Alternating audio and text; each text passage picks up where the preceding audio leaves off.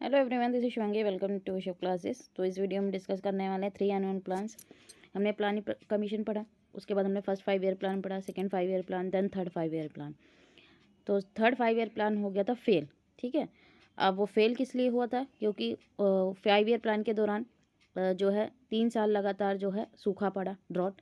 ठीक है, और पाकिस्तान और हिंदुस्तान का युद्ध हुआ, पाकिस्तान और चाइना का युद्ध हुआ, जिस वजह से जो है थर्ड 5 ईयर प्लान फेल हुआ। तो उसके बाद 3 एनुअल प्लान्स आए, एक एक साल के। ठीक है, 3 वार्षिक योजनाएं आई। देन उसके बाद फोर्थ 5 ईयर प्लान आया। तो 3 एनुअल जो प्लान है वो हम देखेंगे, इसमें क्या इसके फीचर्स थे, क्या ऑब्जेक्टिव था। तो 1966 से 69 तक जो था एनुअल प्लान्स, जिसे प्लान हॉलीडे के नाम से भी जाना जाता है। ठीक है, the government announce 3 annual plans name plan holidays. तो आपको ध्यान रखना है, तीसरी पंचवर्षीय योजना की विफलता के जवाब में प्लान हॉलीडेज नामक 3 वार्षिक योजनाओं की घोषणा की गई।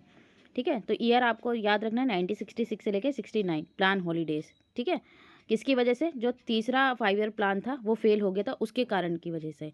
किस कारण वजह से 5 ईयर प्लान? इंडो पाकिस्तान। ठीक है, इंडिया पाकिस्तान का युद्ध हुआ, साइनो इंडिया मतलब चाइना और भारत का जो युद्ध हुआ था। ठीक है, वो इसके जो थे प्राइमरी कॉजेज थे इस प्लान के कैंसिलेशन के, या हम बोले जिसकी वजह से ये जो प्लान था वो फेल हो गया। अब इस 3 प्लान जो एनुअल प्लान है, इनका ऑब्जेक्टिव क्या था? जो एग्रीकल्चर क्राइसिस, क्योंकि सूखा पड़ गया था। ठीक है, कृषि संकट, जो एग्रीकल्चर क्राइसिस था और जो हमारे देश में खाद्यान्न की कमी हो गई थी। ठीक है, उसकी तरफ ध्यान देने की आवश्यकता है, वो इसका मेन ऑब्जेक्टिव था। अब 3 एनुअल प्लान के फीचर्स हम विशेषताएं देख लेते हैं। तो यहाँ पे फोकस किया गया किस पे? एग्रीकल्चर पे। तीनों एनुअल प्लान्स में किस पर? क्योंकि हमारे आर्थिक संकट आ गया था। ठीक है, फूड की शॉर्टेज हो गई थी, तो मेन ज़रूरत किस पे कि कैसी योजनाएं बनाई है, वार्षिक योजना जो बनाई गई कि भाई हमें एग्रीकल्चर पर ध्यान देना है। और कृषि उत्पादन की जो समस्या से निपटने के लिए न्यू एग्रीकल्चर स्ट्रेटेजी लेके आए, जो हाई यील्डिंग वैरायटी सीड, भाई जो ज़्यादा उपजाऊ वाले सीड्स होते हैं।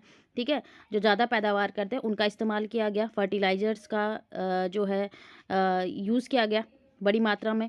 और एक्सप्लोटेशन ऑफ इरिगेशन पोटेंशियल, सिंचाई क्षमता के दोहन और जो मृदा संरक्षण को मिलाकर एक पूरी तरह की एक नई सोइल कंजर्वेशन के लिए भाई इरिगेशन के जो साधन है उनका जो है भाई सही तरीके से इस्तेमाल करना, सोइल को बचा के रखना। मिट्टी की अगर जो ऊपरी परत है, जो उपजाऊ परत होती है, अगर वही उड़ गई या ख़राब हो गई किसी भी तरीके से, ठीक है, सोइल इरोजन जो हुआ, सोइल इरोजन के कई सारे कारण होते हैं, तो सॉइल को कंजर्व करना। ठीक है, ताकि जो है भाई जो सूखे की वजह से हमें कमी हुई है अनाज की, वो हम जल्दी से रिकवर कर सकें।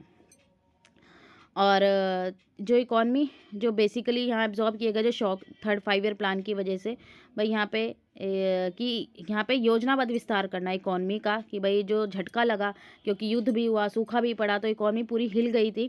तो उसको रीबूस्ट करने के लिए, बूस्ट करने के लिए, जो कंट्री का जो एक्सपोर्ट था उसको बढ़ाने के लिए हमारी करेंसी को डीवैल्यूएशन किया गया।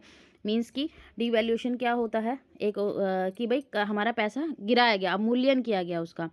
पैसे की वैल्यू, ये मान लीजिए $1 60 का है। ठीक है, अब $1 सरकार ने क्या करा? ₹70 का कर दिया। अब पहले $1 में जो यूएस था वो हमारे जैसे ₹60 का सामान खरीद पा रहा था, अब वो $1 में ₹70 का सामान, तो हमारे लिए उसका जो एक्सपोर्ट था वो क्या हो गया? सस्ता हो गया, क्योंकि अब वो उसको $1 ही देना है, लेकिन पहले वो ₹60 का सामान खरीदा था, वो ₹70 का। ठीक है, हमारी करेंसी की तो वैल्यू घट गई, क्योंकि हमें पहले $1 के लिए ₹60 देने पड़ते थे, अब $1 के लिए हमारे 70। हमारे लिए जो डॉलर था वो बहुत महंगा हो गया और उनके लिए हमारी करेंसी सस्ती हो गई। लेकिन इससे हमारा एक्सपोर्ट बढ़ गया, क्योंकि उनके लिए हमारी चीज़ें सस्ती हो गई, तो हमारा एक्सपोर्ट इंक्रीज़ हुआ, तो हमारे पास जो विदेशी जो रिज़र्व था, फॉरेन करेंसी रिज़र्व था, वो इंक्रीज़ हुआ। ठीक है, ताकि हमारी इकॉनमी जो होए क्या होए? बूस्ट होए। तो यहाँ पे जो थर्ड 3 एनुअल प्लान्स थे उसका टॉपिक यहाँ ख़त्म होता है। इसके बाद हम फोर्थ 5 ईयर प्लान पढ़ेंगे। आई होप आपको ये क्लियर हो गया होगा। अगर वीडियो अच्छी लगी तो like and share and subscribe my channel. Thank you.